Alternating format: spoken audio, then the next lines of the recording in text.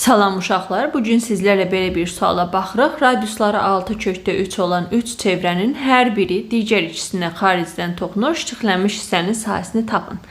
Şişiqlənmiş hissənin sahəsini tapmaq üçün ilk öncə nə etməliyik? Çevrələrin mərkəzlərini birləşdirməliyik və bu çevrələr kongruent çevrələr olduqları üçün bunların mərkəzlərini birləşdirəndə bərabər tərəfli üçbucaq alıram.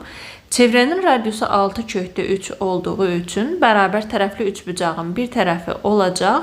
6/3'ü 2'yə vurduğum zaman 12/3. Rənglənmiş hissənin sahəsini tapmaq üçün mən bərabər tərəfli üçbucağın sahəsindən burada 3 dənə dairə sektoru var. Bu dairə sektorunun sahəsini çıxmalıyam. S üçbucaq çıxılsın 3 dənə dairə sektoru.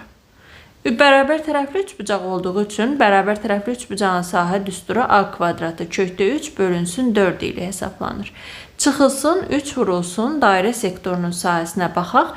Bu bərabər tərəfli üçbucaq yaratdığı üçün bərabər tərəfli üçbucağın bir bucağı 60 dərəcədir. Bizdə burada sektorlar 60 dərəcəli sektorlardır. Sektorun sahəsini hesaplayan zaman biz nə edirdik? Pi r kvadratın 360'a bölürdük, vururduq bucağa, yəni qövsün dərəcəsinə alfaya.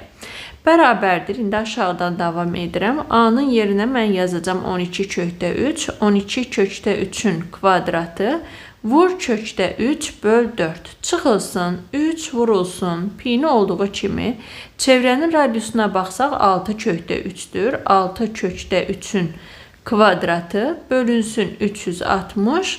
Buradakı sektorların birinin dərəcəsi 60 dərəcədir. Sadələşdirək. 12/3'ü kvadrata yüksəldəndə 144 vurulsun 3 vur. Kökdə 3 böl 4. Çıxılsın. 60 ilə 360 ixtisar gedir 6. 3'ü 6 ilə ixtisar aparsam 2. Yuxarıda qalır pi vur. 6/3'ün kvadratı 36 vurulsun 3. Aşağıda isə 2 qaldı. Bərabərdir. Bir balaca da sadələşdirsək 144 ilə 4 ixtisar gedəcək 36. 3'ə vuranda 108 kökdə 3.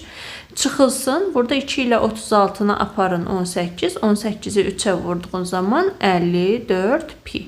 Burada istəsəniz 54'ü ortaq vuruq çıxardıb 2 kökdə 3 çıxılsın pi şəklində də ifadə edə bilərsiniz cavabınızı.